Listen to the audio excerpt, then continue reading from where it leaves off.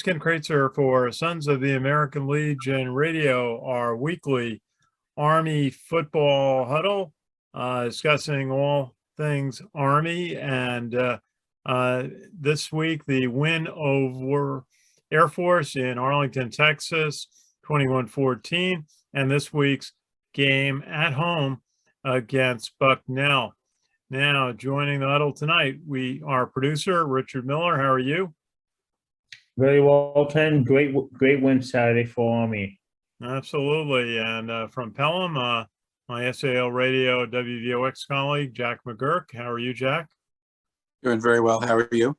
Good, good. And calling in from South Jersey, we've got Steve Shalou from the class of 92. Steve, how are you? Doing great. You guys all laughed at my 4-2 prediction on the game after the first half. You weren't laughing too much. Yeah, nothing at the half. Calling in from the Beat Navy studio in Huntsville, Alabama, we have Colonel Sam Houston from the class of 87. Sam, how are you? I'm great, and if we went back over the predictions for the final, I think I was the closest of our forum last week. So, not that I wanted to be because it was a nail biter, but you know what? That CIC trophy ain't going nowhere. That's right. It's going to stay in the case at West Point. And hey, very glad to have back joining us first time this year, our friend Conrad Crane from the class of 1974. He's in Pennsylvania. And Conrad works is at the Army Historical Center. Is that correct? Army Heritage and Education Center at Carlisle Barracks. Very good. You guys do a lot of terrific scholarly work on the history of the U.S. Army. So good to have you back with us. And ecstatic to be here. I can only imagine we're so glad you got through all the medical challenges and you're back feeling a little bit better. And okay, now we had a couple of you were at the game on Saturday in Arlington, and I know Sam's going to have his special commentaries. Let's start with Steve Shalou. What was the atmosphere in the building? You know, it's a baseball stadium. They closed the roof, and tough football game. That whoever made the fewest mistakes was gonna win. Yeah. So Ken, thanks. I was a little bit skeptical on how this was going to play out, and Army being the away team, we were on the sideline that was in right field of the baseball diamond, so we were furthest away from the field itself. The home team was pretty much behind their bench, so I was worried about how that was going to be. Now, my seats were in the end zone, happened to be the end zone that the overtime came to, so we got a great vantage point of the overtime. Was really fortunate with that. I'll tell you, I think it was well done. I think the venue was fun. They opened the roof with the F-35 flyover, and they had two Chinooks go over, and that was interesting and great to see the roof open up. That was you marvel at what our society and abilities are in building things, and that's just an incredible thing that to see that roll open in a few minutes, and the sun came down. The field itself was really warm when we got there, and then it just kind of cooled off when they opened up the roof. It was a cool morning, brisk morning, and it turned to football weather. So I'll tell you, I enjoyed it. I mean, it made it easy watching the game once we started getting up and then having that victory. So I look forward to next year being at that venue. I thought it was a really interesting venue. We'll be on the other side closer this time, and I recommend anybody who gets an opportunity to go to take them up and go and do this thing. Yeah, I think next year I'm going to really prioritize getting down there for the game. Okay, Colonel Sam Houston, you have your chance. You look forward to this every year. Absolutely. And just to reiterate what Steve said, I think we were all skeptical going in of the whole concept of having this at Globe Life Field, the neutral location, given that Army and Air Force have been playing home and home series every year for years and years and years. So we didn't know what to expect. but to reinforce everything Steve said, the experience turned out to be much better than I think any of us could have even hoped for. My class practically had a mini reunion there, even though we're a year ahead. Our 35th reunion is next year. But the experience itself was so positive that my class decided, I think that we've pretty much 100% decided that our 35th class reunion is going to be off-site. It's going to be at Dallas, Fort Worth next year. And the Army Air Force game at Globe Life Field is going to be the central event. And there were a number of other classes that were there. I know the class of '86 had a reunion there, and it was well attended. I ran into some company mates of mine from the class of '86, and they were a hoot. I thought, at first, I thought it was going to be a negative, but one of the things that it turned out to be quite a positive for me and a very, very rowdy Army cheering section that I was sitting with is that in the club level seats over, so from where Steve was, if you went to Steve's left and worked your way around the stadium, we were sitting behind the Air Force bench at the club level about the 30-yard line on the opposite end of the field from where the overtime was. But we had practically two full sections of Air Force fans sitting right adjacent to us. And it was just so satisfying to see the sad looks on their entitled faces when the game was over.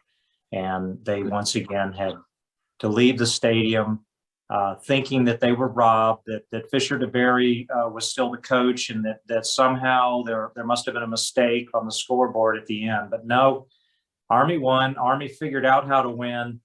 And the experience was just grand. The stadium was way better arranged, although there were some unusual sight lines and obstructed view.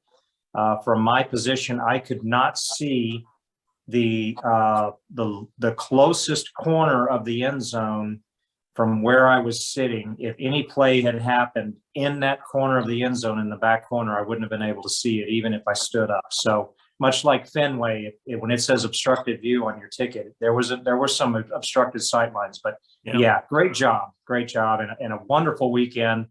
The good guys won in the end, and that made it icing on the cake. Okay, and Richard, what was your thought watching the game? My thought watching the game that this was, I think, probably one of the most important Army wins of the entire season. What? Absolutely.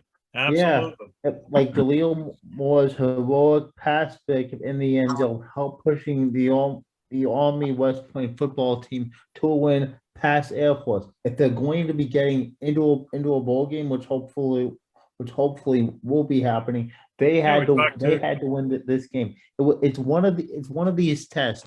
Also, along with leave out.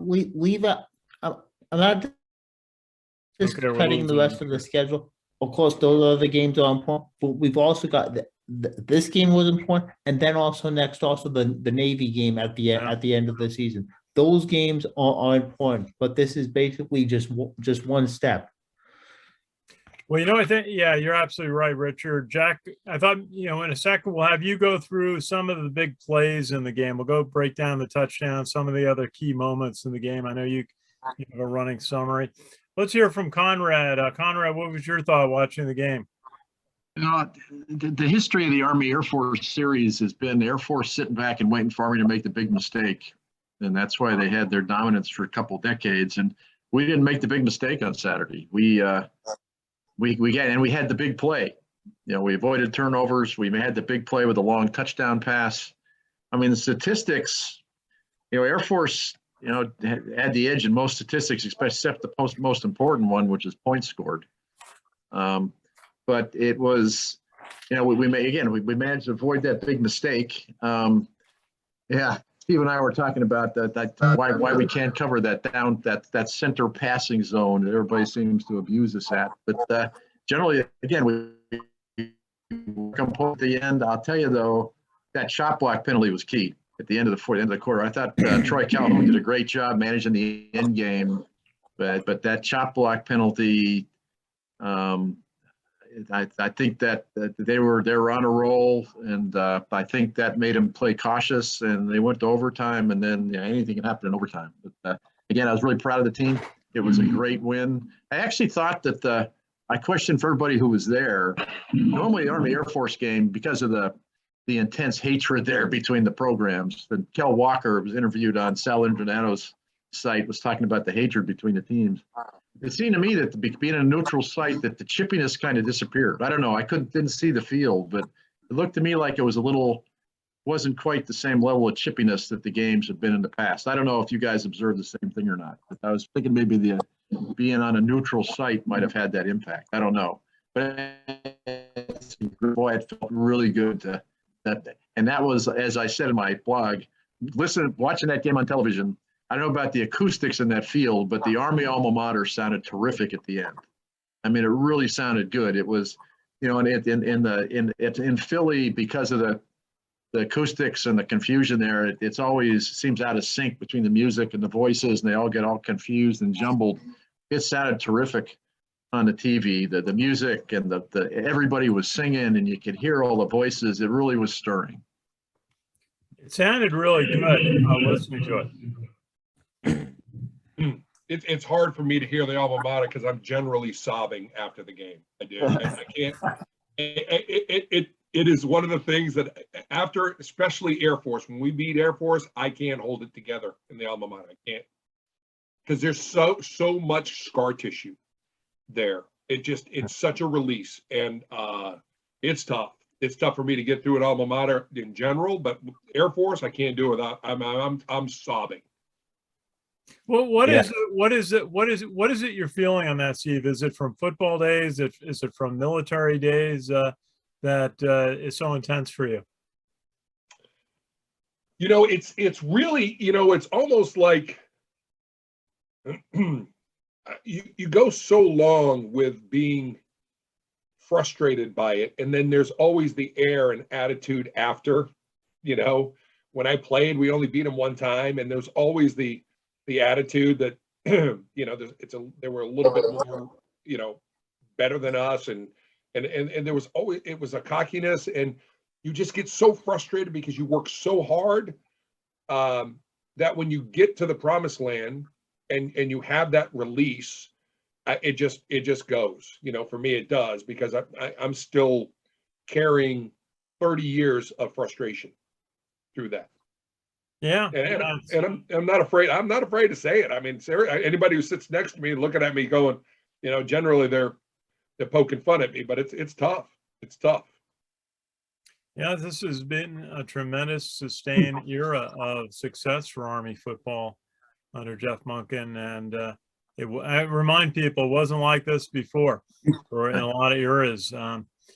Certainly some highlights in the mid-90s. Hey, anyway, let's have Jack go through some of the key plays. I mean, in the first half, there was a 50-yard Christian Anderson pass to Isaiah Alton, who had a big game at wide receiver, but then Cole Talley missed the field goal. Jack, what else did you see in the first half? Well, the first half was actually, it was scoreless, not much going on. The offense were a little slow. You had those passes you were talking about. Also, big play by Andre Carter, forced a fumble. Air Force was able to recover that. And if you look at the offensive yards in the first half, Army actually kind of edged out. Army had 119 yards total offense in the first half. Air Force only had 88. Really got to tip your hat to Nate Woody and the Army defense. Air Force coming into this game, I believe, had the best offense in the country. And they did a great job shutting down that triple option offense. Particularly in the first half. The defense had that one great stand there, though, at the end of when Air Force had their one opportunity to score, they held them on that 1 4th down in the first half, too. Yeah. Hey, well, let's see, going into the second half was nothing in the first half, and Army got a drive. They got a 39-yard pass from Tyler to Tyrell Robinson. which set up Tyre for a 9-yard touchdown run where he had to extend his whole body out to get the ball over the end zone. And he did that. Cole Talley got the PAT. What did you think of that set of plays? That was a great run. I mean, he just wouldn't go down.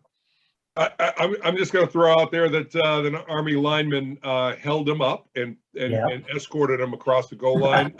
Yeah. I think the Army line accounted for 2 touchdowns, but we can talk later about that. Steve is completely correct on that. Both Army offensive tackles either contributed to or directly made a touchdown occur in the game. And that Tyler touchdown was one of those moments. And that was Kalinchak. Several times now. And actually, that's a benefit of change in the rule book, because there once was a day where you couldn't assist a runner like that. But those rules changed, and he did his due diligence and got his quarterback over the goal line. It was awesome. Then Air Force got a 39-yard field goal. And then right after that, Army lined up Christian Anderson at quarterback, and he threw a 79-yard pass completion, pass and run to Tyrell Robinson. And that was a great moment. Tyrell just ran down that near sideline and motored for that touchdown. What did you guys think of that play? The best part of that play was the downfield block. It was incredible. Go back and watch it again. It was beautiful to see that Air Force player, that Air Force defensive back. The only person who could have possibly had a chance to stop him was sent flying on the downfield block, and it sprung Robinson for the long distance. It was great.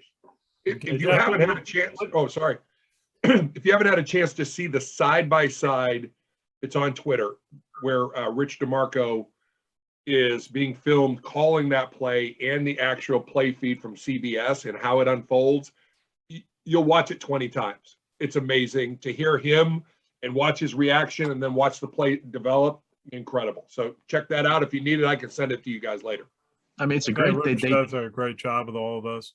Yeah. I mean, they started out as a jet sweep. It looks like he's running a jet sweep, and it's in. If you watch the corner defender for Air Force, as Robinson's going by, Anderson comes out, and that defender takes one step towards Anderson, and that's enough for. And then Robinson's by him, and there's nobody going to catch him. I mean, it's just the way it worked was just beautiful to watch, and it was a perfect pass. I mean, Anderson led him perfect, so he keep running right down the sideline. And Christian Anderson's post-game interview, he actually says that Tyrell Robinson was his check down receiver. So apparently, from the play, if he's being completely honest, Tyrell Robinson wasn't even the primary receiver in that particular play. Very good, Jack. So it's 14-3 at the end of the third quarter. Army looked like they were, in the driver's seat on this game. What happened then, Jack? Air Force made a run. Yeah. After that touchdown pass, Air Force scored a 4-yard run by Dane Kinnaman with 10:23 left in the game. And then Air Force got the ball back tied with a 30-yard field goal going in overtime. Now, up to that point, near the end of the fourth quarter, it was like an anxiety attack. It was really close and scary. And as Air Force was driving down the field, I kind of turned the game off for a second, went, oh, no. But it ended up just being a field goal. They tied the game and go into overtime. And Army gets the ball first, and they were able to score on a touchdown. Jack, let's just talk about one play before we go to the overtime. The Andre Carter tip play that went to Cam Jones, and he ran it back about 40 yards up the field. It looked like at that point the game could have been over, but Army just couldn't convert that one into a touchdown. They had a couple chances. I mean, one of the great things about Ahmad Bradshaw when he was running the quarterback was he seemed to have a gift for that last drive to use up the clock when you had a chance to lock a game away. And we had a couple chances we just couldn't quite execute in the fourth quarter. After that interception was won, and we ended up failing on a fourth down on a play that the Air Force 32. Yeah, it was fourth and 3, and they got the play in late. I mean, we're having problems, and it was run. It was just it was a badly executed play, and that was our chance to really put the game away. So we helped Air Force back a little bit there at the end. Okay, Jack, go ahead. Okay, and then game went into overtime, and the way overtime is each team gets a possession, and if the first team scores a touchdown, then the second team has to do the same. Or if the first team hits a field goal, the second team either hit a field goal to tie it or touchdown to win. Army got the ball first, and they were able to score a touchdown. Christian Anderson carried the ball, ran for the goal line, but he fumbled it. But then the ball was recovered in the end zone by Jordan Law for the touchdown. An offensive lineman scoring a touchdown there, as Steve pointed out. Then Air Force got the ball, and it all came down to that fourth down play. I think everybody, including myself, was kind of holding their breath, and went for a pass, and Jabari Moore was able to block the pass, sealing the win for Army. And it's a great win for Army. And the big stat of the game that kind of jumps out to me is if you look at Army's total offensive yards, 316, but 214 passing, 102 yards rushing. This Army's a triple option offense. When was the last time they had over twice as many passing yards as rushing yards in a game? Well, I think that's one of the concerns that you've nailed, Jack, on Army's rushing game dropped to 108 from an average over 300. That's a big drop off. What did you guys see as the reason that Air Force was able to contain Army's rushing game so effectively? I'll jump on this. I got a couple things to ponder too, and I can throw these out there at the end that we can possibly discuss or just think about. But one, the biggest advantage that the triple option or an option team has is that, an opponent's scout team can't run at the speed and accuracy and precision that an Army or an Air Force can. But we can, and they can. So it's not like we can't practice against each other. Now you've had 2 weeks to prepare, and you prepared they did at least 5 or 6 years, right, Sam? They've had 5 or 6 years to prepare for us, those seniors. So you have that. And you're running similar blocking schemes and similar things. So you know the angles, how to stretch the option and those type of things. So it really gets difficult to be able to get the numbers or the angles to make that stuff happen. You got to execute to incredible precision. And if you miss 1 or 2 plays and get off schedule, and I'm always talking about being on schedule, you get off schedule, then you've got to go to the pass. But the thing that I was impressed with the most, and I don't know what was in the water in Dallas or Fort Worth, but our quarterbacks were slinging it. And it wasn't ducking it like we've been doing in the past. They were slinging it with a purpose. They look like college quarterbacks. And our guys have not looked like college quarterbacks all year. And the passes were in stride. The Anderson's were. The Alston's pass was a post and hit him in stride. Yeah.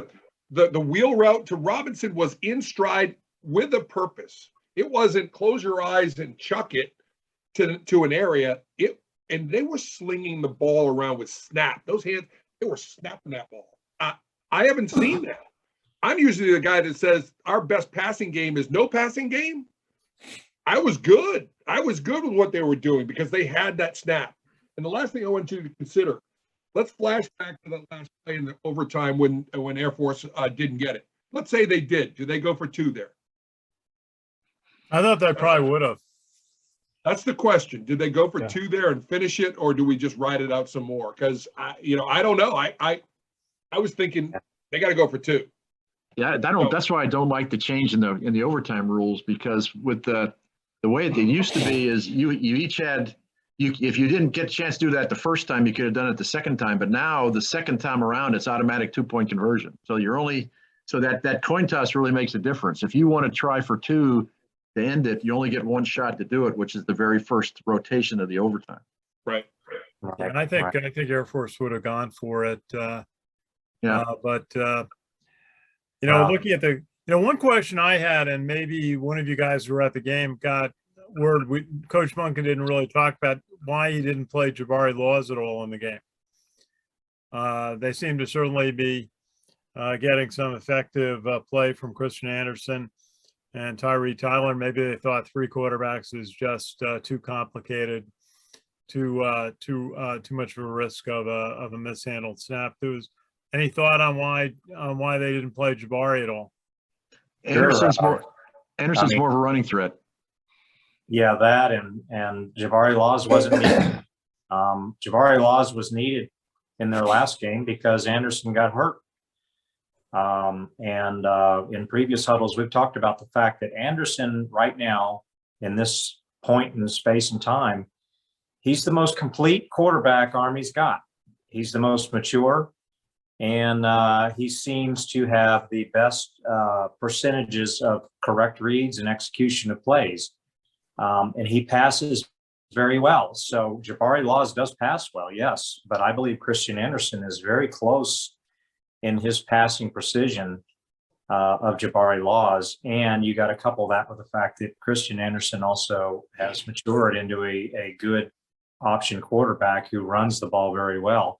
And just to add to what Steve was saying, I'm going to tell you what, and this of course is just in my opinion, the greatest pass of an Army quarterback, the absolute greatest clutch single pass, possibly should go down in Army lore, in my opinion.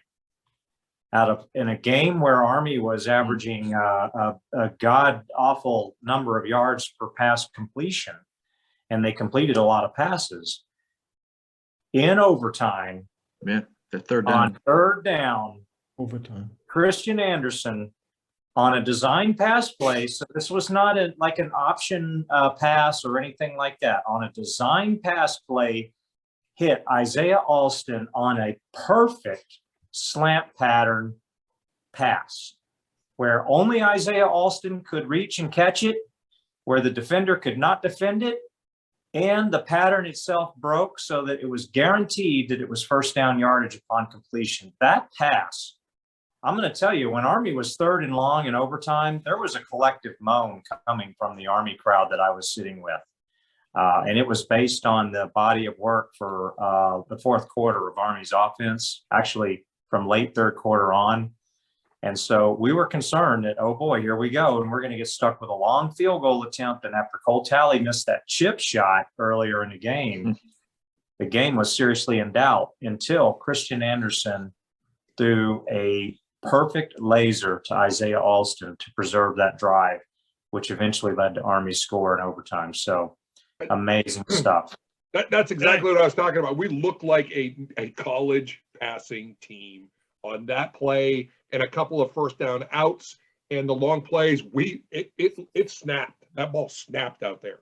Hey, Alston's a real stud. Alston is he showed some of that before, but he is a big time college receiver, Alston. He really is. He's got I had a chance 14 catches on the season now. Very good. Yeah, I don't know if y'all had a chance to watch a replay of the game, but Monday evening after I got back, I watched a replay of the game, and I'm going to tell you the CBS announcers actually made the comment about Alston. They said Alston is the kind of guy he could be playing for about any FBS team. He's that good.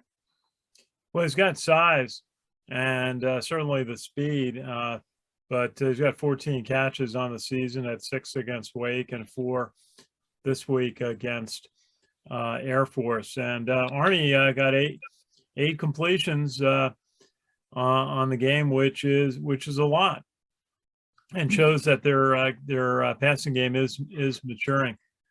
Let's go. Do we have Jack with us? Jack had to step off. Okay, Richard, why don't you go through our top 25 results from last week? There's Jack.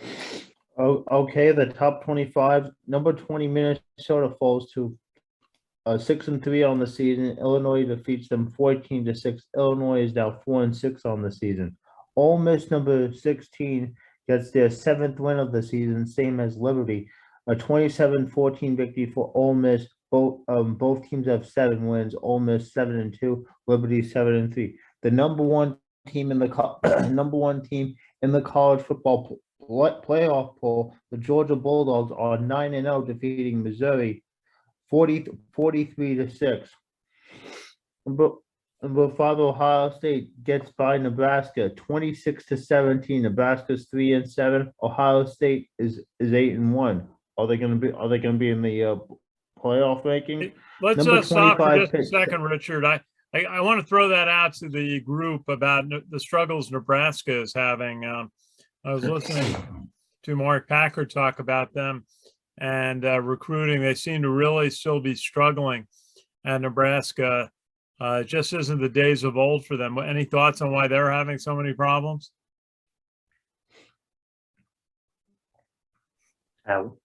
Well, I mean, I'll just throw in, Nebraska, much like Air Force, Nebraska is still living in the era of Tom Osborne, but they're fielding a different group of players and different coaching. So they're living on a legacy, and on the field, they're delivering different results. So they've still got a ways to go before they return to, and that's the question, if they ever return to the elite level of play that they once were. You hear Nebraska, you automatically think they're going to be a great team because of their history, but it just hasn't manifested itself yet. The coach that they have, I know he's the former UCF coach, and he was highly sought after. I would imagine that the Nebraska faithful are going to start wearing thin on patience with him pretty quick if he doesn't start delivering a winner within the next season. That's what I said. They're having struggling to keep players from Nebraska at home. They don't fit in the Big Ten. They don't fit in the Big Ten. They're in the wrong conference. I mean, I know that that's just one of those. I just don't think they fit in the Big Ten. And how difficult can it's got to be. How unsexy is Nebraska?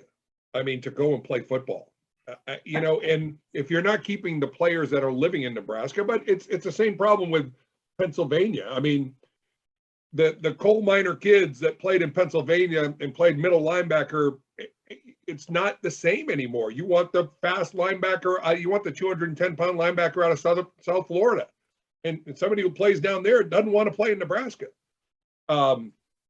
Unless they're in the transfer portal and they run out of seats and all of a sudden they scramble to go play at Nebraska or Northern Illinois or Ball State. But it's hard to recruit. Iowa's having the same issues. Wisconsin's got some mystique, but they're probably having similar issues. Ohio State still the mystique of Ohio State is still big. But it's tough to go to. It's not a destination you want to play if you're a Southern California, Florida, Texas kid, and that's where your skilled players are coming from. The same thing, though. I think if you're going to go to the Big Ten, you're not going to play in Nebraska. You're going to go to Ohio State. You're going to go to one of the sexier. Again, I just think they're in the wrong place.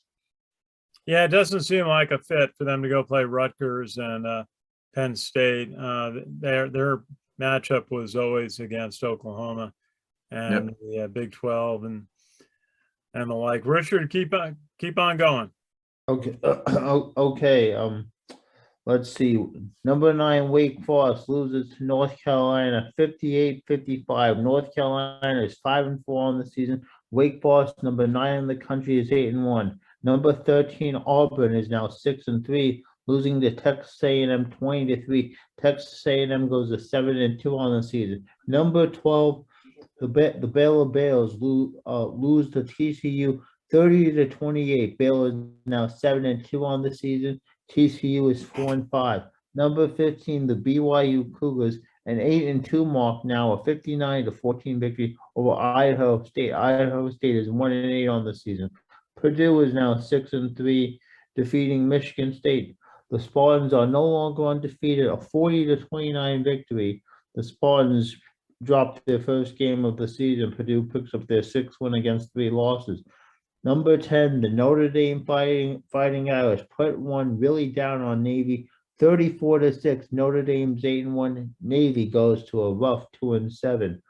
Number 11, Oklahoma State 8-1 over West Virginia, which is 4-5. Oklahoma State is ranked number 11 in the country. Number 6, Cincinnati 9-0, defeating Tulsa 28-20. Tulsa goes to 6-3. Number 21, Wisconsin really does the number on Rutgers. Wisconsin 6-3, a 52-3 victory over Rutgers. Rutgers goes to 4-5 on the season. Number 17, Mississippi State losing to Arkansas. 31-28. Arkansas 6-3 on the season, while Mississippi State is now a game over 500 at 5-4. Number 19, NC State 28-14 over Florida State. The Florida State Seminoles fall now to 6-3 on the season. Number 23, Fresno State and Boise State. Boise State a 40-14 victory over Fresno State. Fresno State is 7-3, while Boise State is 5-4. Number 22, Iowa, a 17-12 victory over Northwestern. Iowa is 7-2, while Northwestern falls to 3 games under 500 at 3-6. The number 2, Alabama Crimson Tide got by just barely against LSU, a 20-14 victory. Alabama is 8-1, while LSU is 4-5 on the season. Number 18, Kentucky loses a very close, a heartbreaker, 45-42 to Tennessee. Tennessee is 5-4 on the season, while Kentucky is 6-3. Number 7, Michigan, 8-1 now, with a 29-7 victory over Indiana. Indiana is 2-7 on the season. Number 4, the Oregon Ducks, a 26-16 victory over Washington.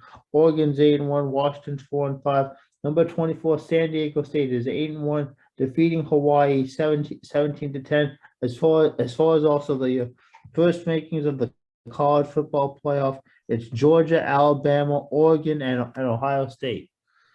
Okay, thank you, Richard. What did you guys think about North Carolina pulling that win off over Wake? I think North Carolina was in a pretty desperate situation, wanting a victory.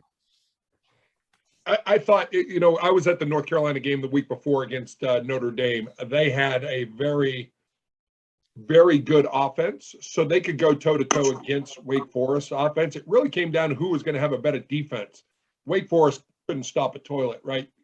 I mean, that's just who they are, right? So North Carolina, I think, had a slightly better defense, and that came out at the end as the trade back and forth on that. So I think it doesn't shock me at all.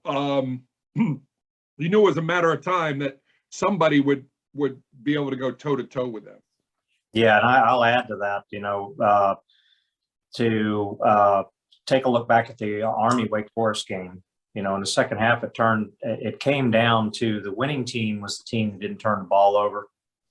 Army turned the ball over twice. Once was on the fourth down fake punt pass. They got pick six, and then they fumbled later in the game, and Wake Forest quickly went down the field and scored. Well, Wake Forest was up on North Carolina in the second half, and it was looking like Wake Forest was going to roll. But guess what? North Carolina's defense rose to the occasion and forced some turnovers that turned out to be the difference in the game in the end. So North Carolina cracked the code, I guess, in the second half on that delay RPO that they run, and also figured out some of the pass patterns and coverages and managed to get somebody who was a North Carolina defender in front of the pass and intercept. Ken, the one thing what I find interesting out of all of these games is Purdue. They have a swagger that they can beat a top 5 team. They'll go in and do it. They don't care. And they've done it from beating Ohio State a couple of years ago, and now they've got that belief that they can be king killers. But the lesser games they can't seem to win. But they go in there and they play hard against the big teams. And heck, who wants to have them on their schedule if you break the top 5, right? You don't. I had an opinion that Michigan State would lose. I didn't think that it would be against Purdue, but I did think that Michigan State would lose a game before the season ended. I think Purdue was really a trap game for them, and coming down from the emotional victory that Michigan State had just claimed over Michigan the week before, where they came back in the game and won it. I really think that they rolled in a little flat, and I haven't seen the game, but it just looked like from the score and some of the highlights I saw that it looked like they had the equivalent of the Army Ball State game, where Michigan State was just a little flat and they got behind and they never could play catch up. Okay. Before we get to, Jack's going to tell us a little bit about about Navy's game Mm. this past week. Thank the people watching online. We have an audience online live. Army football player A.J. Howard stopped in to say hello and say beat Bucknell. Mike Janke, Anthony Guzzi Anthony. watching. Jim What a great- and Sweeney. Anthony Guzzi's a great American. You know, it would really make all of our day if AJ Howard can turn the entire Army team out one of these nights just to watch us pontificate about the Army team. I think they have Right. classes to prepare for at night. I think they're in their study sessions. They got They have other some priorities, film to right? watch. I encourage them to watch the game film for the next week.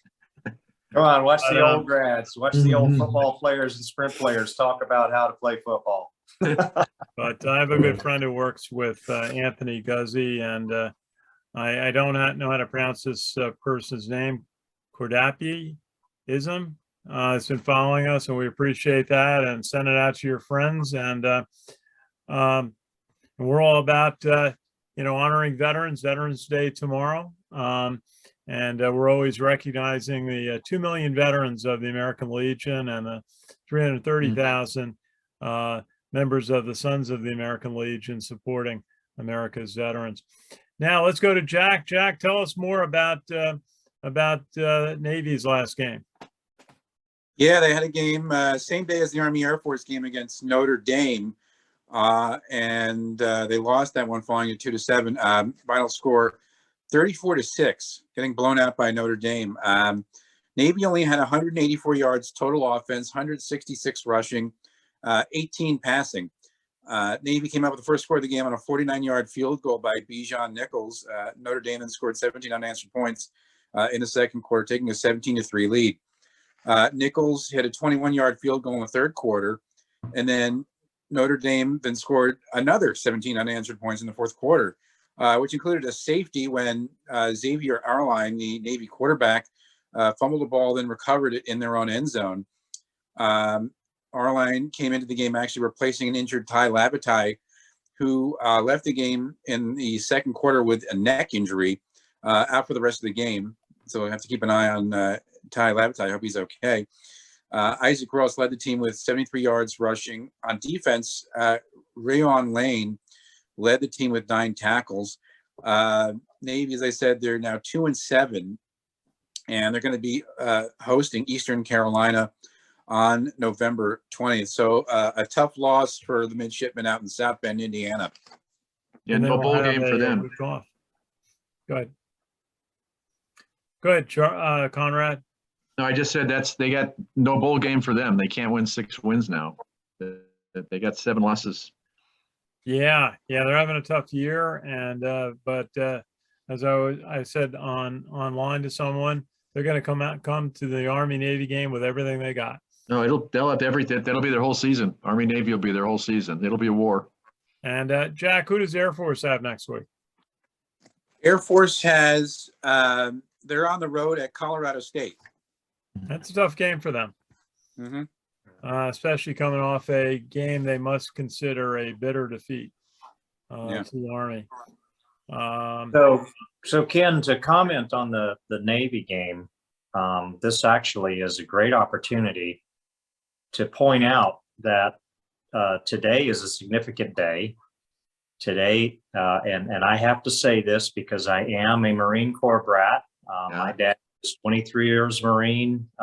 He's still Marine, still kicking. He's still Semper Fidelis, that being Colonel Thomas C. Clay Houston, Vietnam veteran, Bronze Star with V recipient, and Semper Fi to the Corps.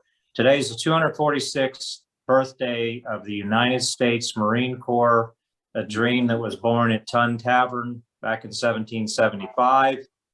And for those of you who don't know, the Marine Corps is part of the Navy. It's the men's department. So happy birthday, United States Marine Corps, 246 years and counting, Semper Fidelis. Now, just a quick comment about Navy.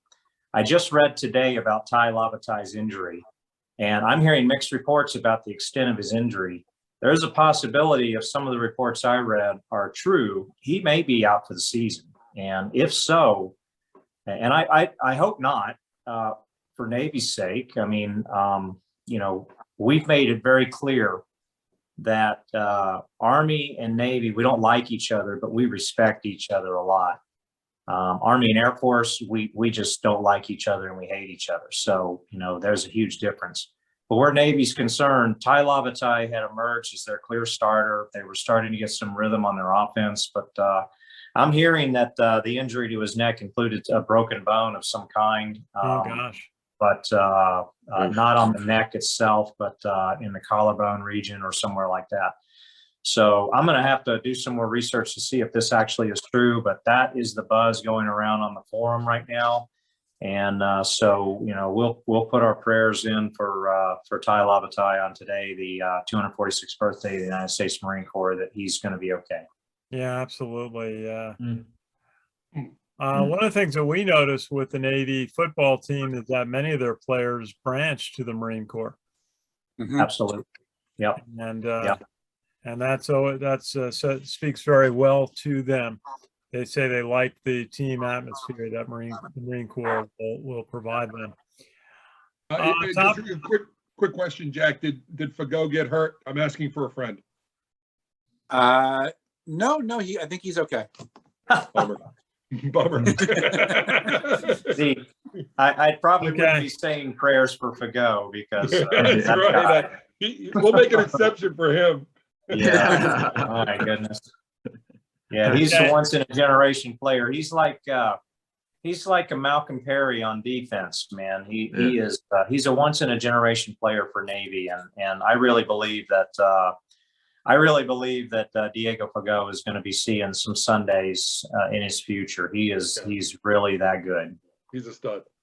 We talked on that light. We talked to Zach Harding today in the post-practice interviews, and I asked him if he was thinking of trying out for the NFL, and he said, yeah, he's putting his papers in to be able to do that. And punting is precarious in the NFL. You don't stay, one bad kick and you can be gone. But I think, he averaged 44 yards a kick against Air Force. He's been averaging about that on the year. What do you think? Do you think he has a shot at being an NFL punter? Zach Harding? Yeah. Well, I'm going to say this about Zach. He hasn't been as consistent this year as he was last year. And he did have a couple of good punts against Air Force, but he also had a couple of punts that were a little iffy. And he angled one early in the game that looked like it was a booming kick. Don't get me wrong. I mean, everyone was like oohing and on when he hit it. And it looked like it was headed straight to coffin corner. To use that old school term, people who hear coffin corner know what I'm talking about. But instead, it stayed just enough inbounds to where when it took it bound, it went into the end zone. And so Air Force, instead of having the ball on their 2-yard line, which everyone thought it was going to be, it went out to the 20. But I think that if Zach can return to the type of field position controlling force that he was last year, and if you need a reference, watch the Navy game from last year again to see what Zach Harding meant to that game. He meant everything to that game. If he can return to that level of form, absolutely, he's got a chance for sure. He was in the running for the Ray Guy Award, I thought, but I think he's probably dropped off. And if you've ever seen that punter from San Diego State, oh my God, I think that's probably he's probably the reincarnation of Ray Guy, honestly. The problem with punters, Ken, and other than being punters, the problem with punters are, it's like quarterbacks. You might get one slot in the NFL a year, right? You're not turning over. It's not like you have 2 guards and 2 tackles and 2 defensive backs. And punters are not getting hit where if they're consistent, they can have a 12, 14, 16-year season. So there's no turnover. And to unseat somebody who's got 8 years of film and you're a guy out of West Point, it's going to be tough. Might get a practice squad, but if it comes down to having a position player and a practice squad player, you're going to keep a kicker on the practice squad. You're going to keep the defensive back, Elijah. Elijah's now with the Jets. He was practice squad. He's over with the Jets Really? now. That's right? good to know. Yeah, you got That's picked right. up. You got picked up with the Jets. And when you get picked off the practice squad, you've got to go to the active squad. So he'll be on the active Jets roster. They lost 2 safeties in their last game, but I digress. But I'll tell you, it's going to be tough for a kicker, a place kicker, to get a roster spot. But listen, the conversation about pro prospects for next year is going to be Carter, right? I mean, it's not going to be a matter of if, it's just going to be where he goes, what round he goes. Because that game he had against Air Force, even though he got a penalty, was kind of a coming out party. I mean, he's played well thus far, but oh my God, he had a lot of influence in that ball game. And now nobody's he's stopping starting. him. He's obviously getting double teamed a lot. Yeah. I mean, what is a guy that's 6'7" doing that far down the field deflecting a pass? That's Yeah, athletic. his recovery on that play alone, I don't think there was any other player on both sides of the field that could have lined up on that particular play and recovered the way Andre Carter did to deflect, to not only get back into coverage on Hazik Daniels, who was the receiver on the quarterback rollout, but to deflect the ball with the athletic move that he did. And, it was total. I mean, again, I watched the replay of the game when I got back on Monday, and the announcers were gushing over it, notwithstanding what happened on that very same play. And by the way, if you watch the replay, you see Coach Monken absolutely giving Andre Carter the business on the sideline after that penalty that happened on that play, giving him absolute business. And I love deserved it. That 15 yards, that 15 yards cost us points. Absolutely. Let me to kick the field. Let me put a question out that some of you may have some better information. I actually asked Coach Monken in the Monday press conference about what Army's bowl situation is this year, because they've had agreements with the Independence Bowl and then also the ESPN series of bowls, which would include the Armed Forces Bowl. They're 1 win away from being bowl eligible with the 5th win. I mean, we're kind of getting concerned because the game against Bucknell would not count in that standing because they are a football championship division team rather than a bowl championship team. You can count one of those games. Yes, You actually, can yes. count one FCS game. The rule is 5 FBS victories and 1 FCS. So 1 FCS can be the 6 victories. So I expect that after the Bucknell game, that Army's going to get a bowl invite from somebody, and we'll probably know within the next week and a half where they're going. Okay, that's good. That's good information. One projection I saw had us in the Armed Forces Bowl against UTSA, who is undefeated right now. That's the one projection I did see, because obviously that's a Texas team, and they felt that would draw. But that would be we beat them a couple years ago, if you remember. But yeah, they've improved. Let me ask you, does the Armed Forces Bowl have 2 conference tie-ins or just 1? Army got into a bind on that question a couple of times. So I asked that very question to somebody who was in the know about about our tie-in, and our tie-in is at the ESPN level this year, not at the Armed Forces Bowl level. So we have an ESPN relationship for a bowl on that. So I mean, that's good news. Now I mean, I think it's a natural fit for like an Armed Forces Bowl, especially how we drew in the Air Force game in Dallas area. To have something in that area is always good for us. Or when you went down to play Houston 3 years ago and pretty much sold out the place. Yeah, absolutely. Yeah, it was the TCU. Was that a TCU? Was that TCU? Yeah. Yeah, that's right. Yeah, so that was amazing. So I think bowl wise we're going to be okay. Really, when it comes down to that, you just got to take care of business. We got 4 games remaining. We just got to take care of business, and we can with all 4 of these.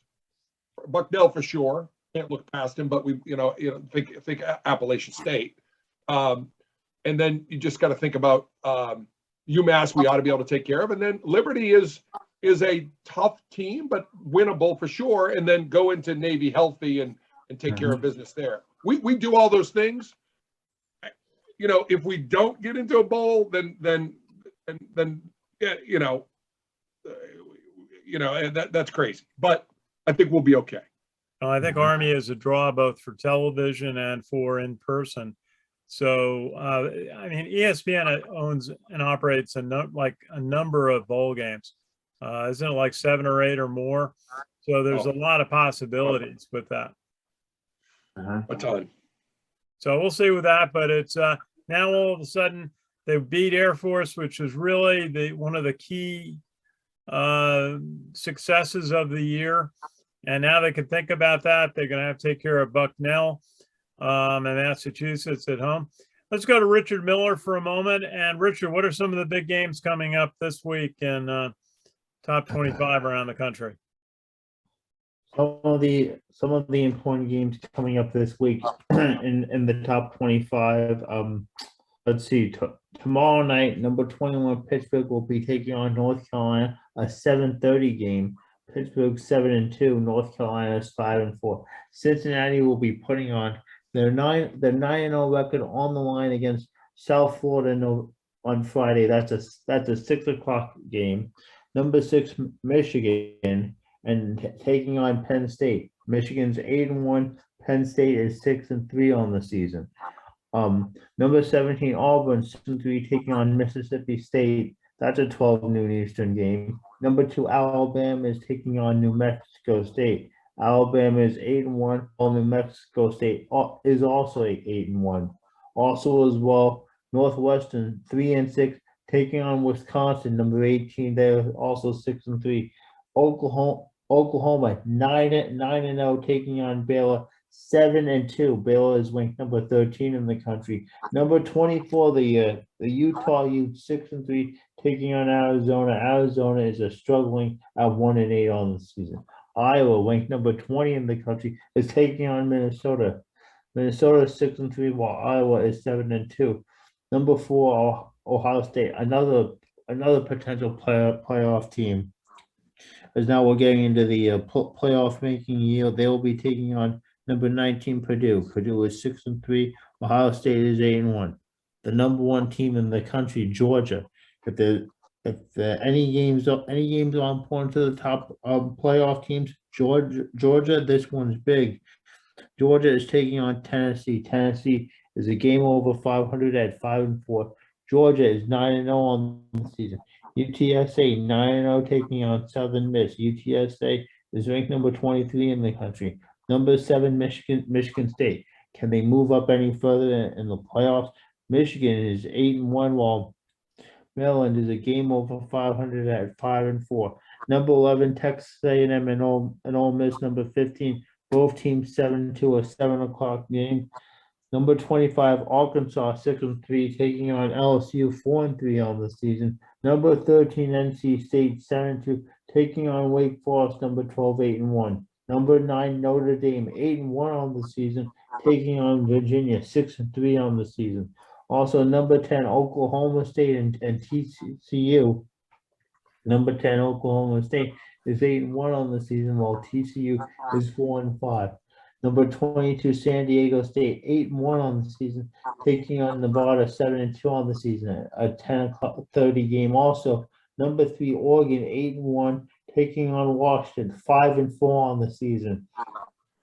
That's a 10:30 game. The first, pay attention to the top 4 rankings of those games, especially like the Oregon game, the Georgia Tennessee game at 3:30, and also since Cincinnati, the only ranked number 5 in the country.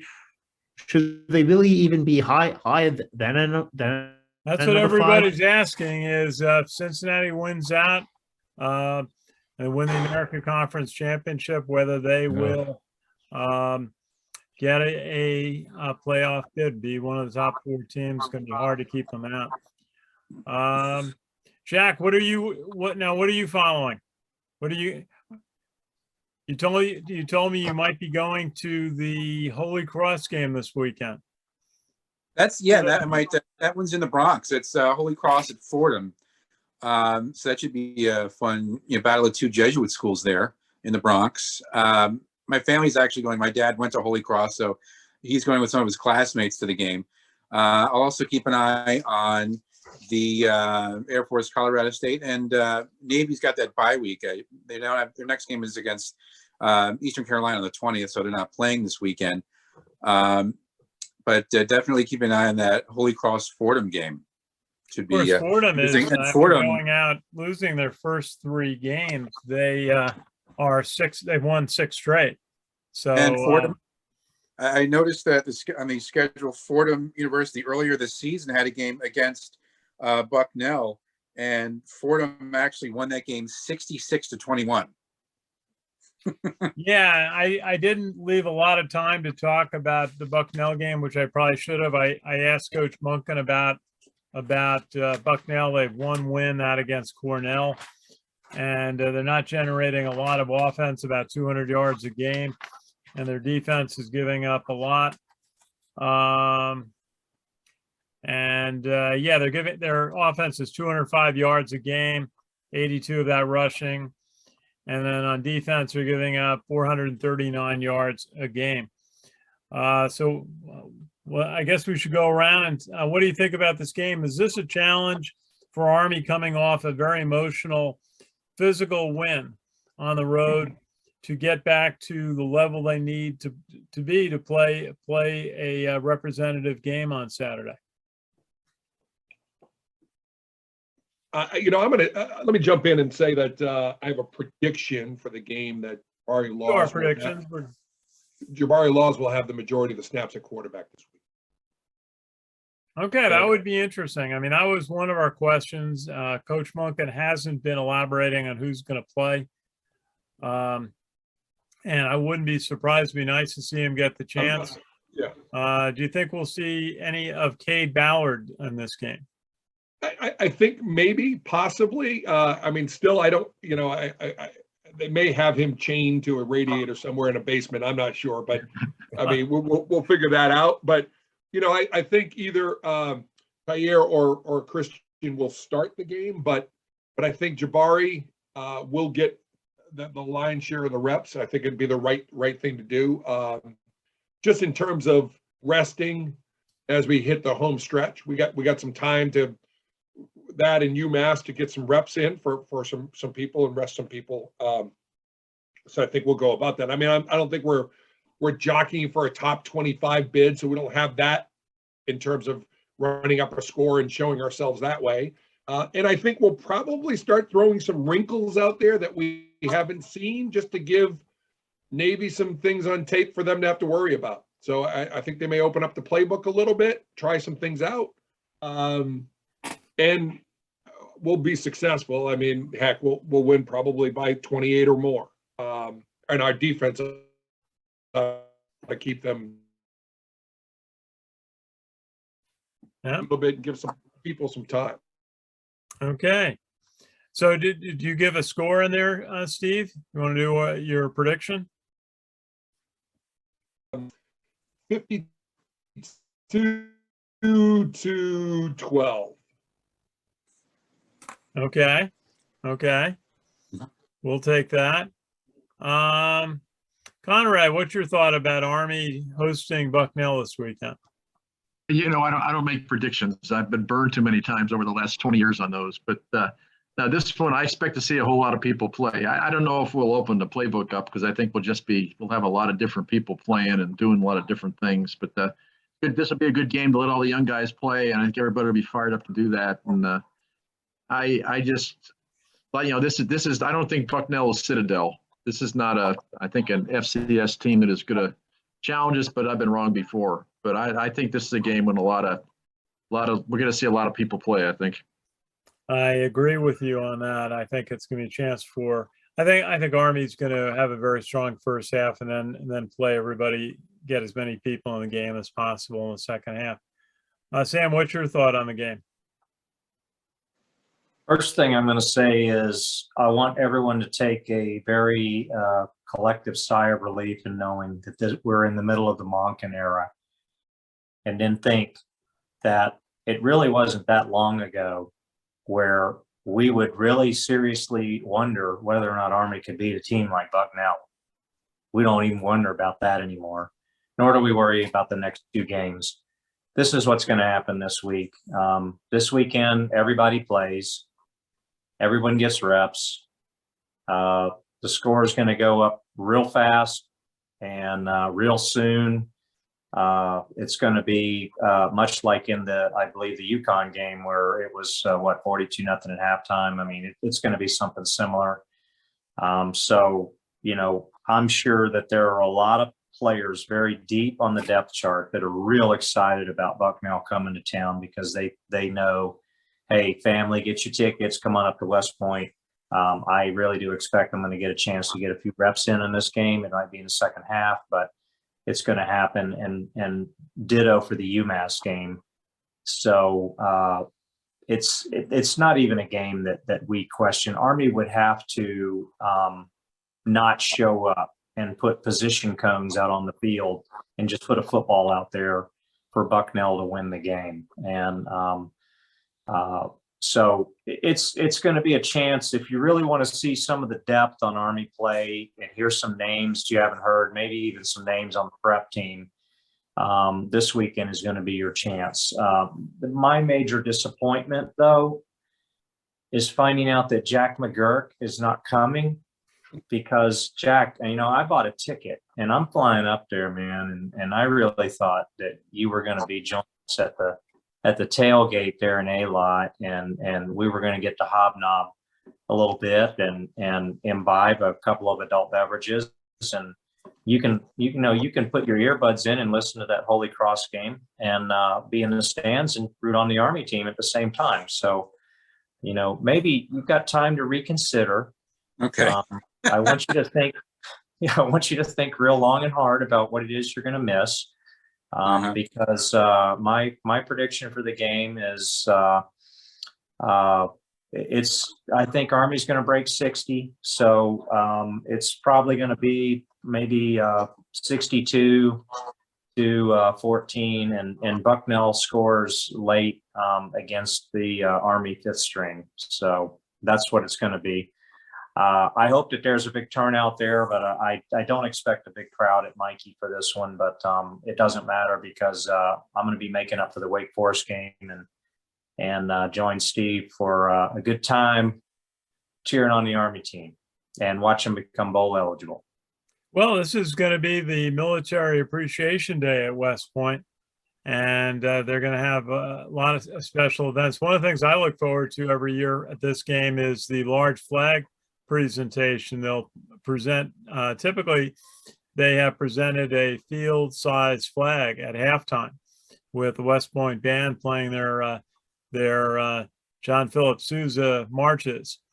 And it's a stirring sight, especially if it's like my background, a bright sunny day there. So we'll look forward to that. I think this is the best time in Army football history. Great day to come out, bring family out, all the pageantry, all the game day elements.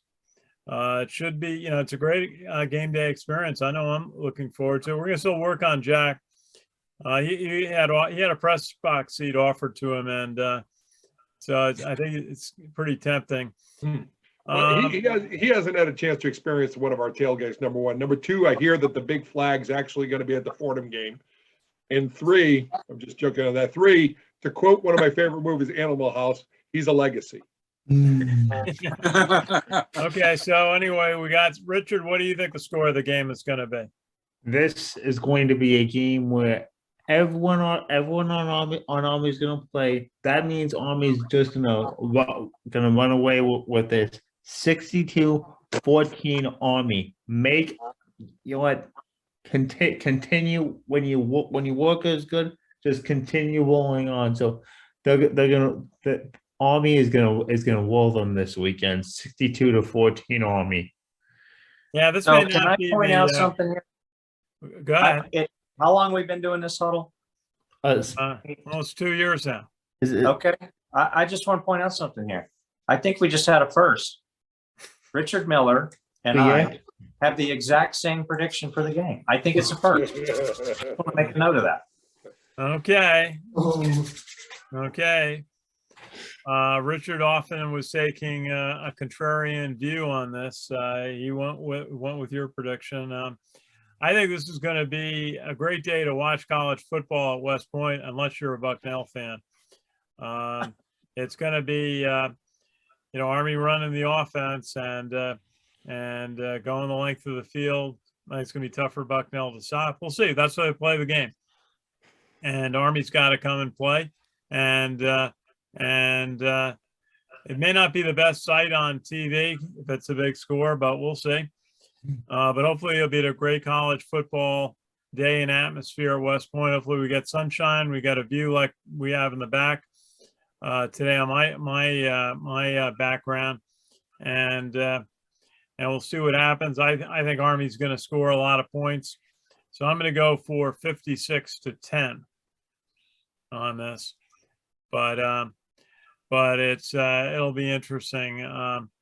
But Army's got to come back and not say, well, they won the big game last week with a maximum effort.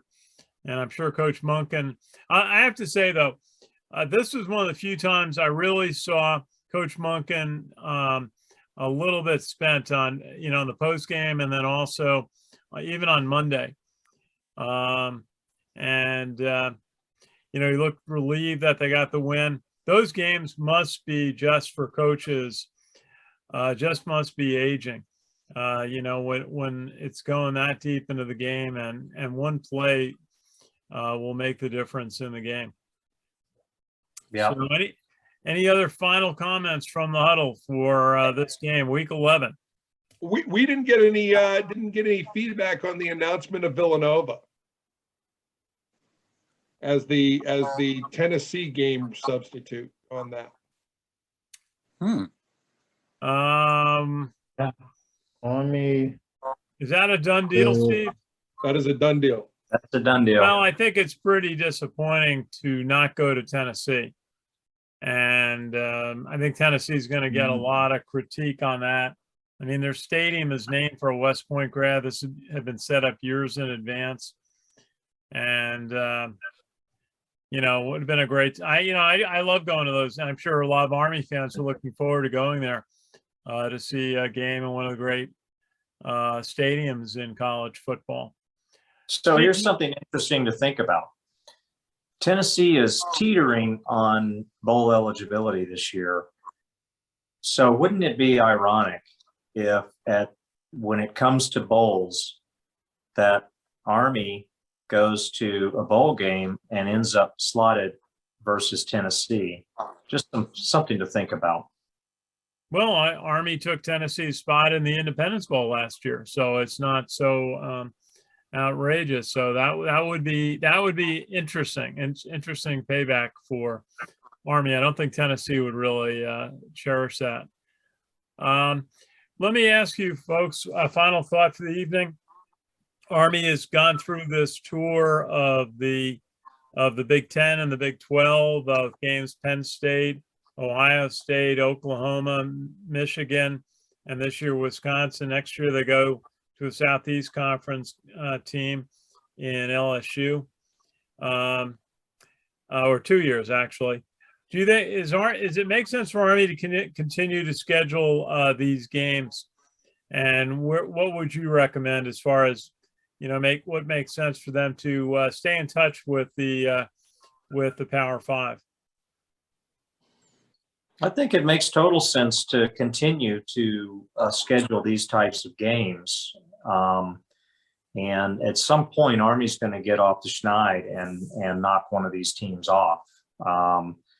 It's unfortunate they didn't play LSU this year, because that might have been a team they could have knocked off. I know they've got LSU coming up in the next couple of years. My real thought right now is It's the same worry that comes up about this point of the season every year now for Army football. And that is, we've got, 4 games remaining in the season. It's almost definite that Army's going to go to a bowl game again.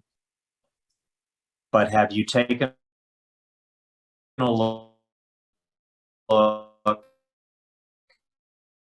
coach on the hot seat around college sees live, and what the history has been the past few years with regards to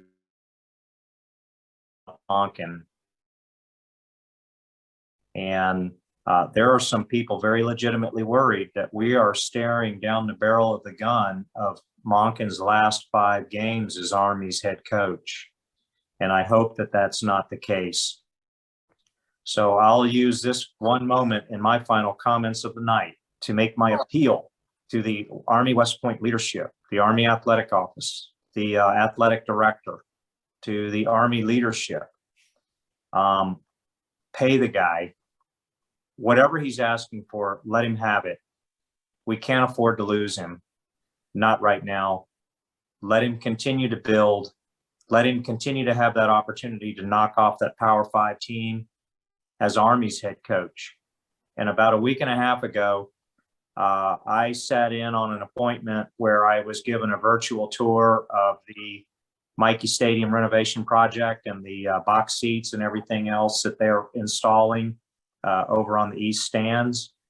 And when it was time for question and answer, the very first question I asked was, what guarantee can you give me that Army is not sacrificing the future of Army football in the interest of renovating Michie Stadium?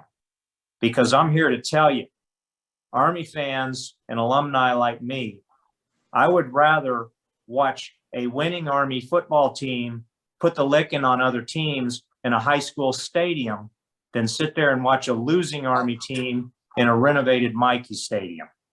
All right. So this is my appeal, folks. Remember where we came from. Remember where Army football was. Remember the depths of the dark ages. I know you can remember it. And you remember what Jeff Monken has brought to this program. It was on full display at the Air Force game. The brotherhood was on full display. And if you listen to every single player in the post-game interview, not one of them failed to dish the credit to their fellow players. That's the brotherhood. That's what Jeff Monken has brought to this program. Do not let this be the last 5 games of the Monken era. Pay the guy what he needs. Find out what he wants. Find out what his wife wants. Find out what his family wants. Make it happen.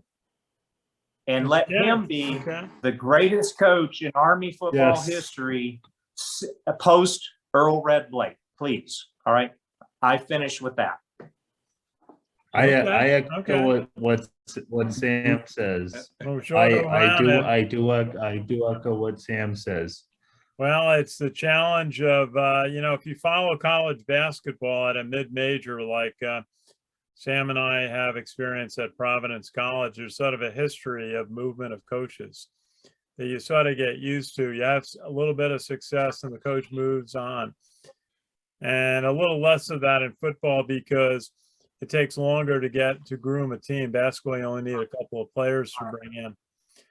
But we'll see. I think Coach Monken has the ambition to be on that Saturday night game, on prime time, leading a big team and having a chance to go into places like Ohio State or Michigan, and winning, going in on more even terms. So we'll see. I think he takes the role of being head coach of the U.S. Military Academy very seriously, takes a lot of pride in it. And we'll see. Steve, anything?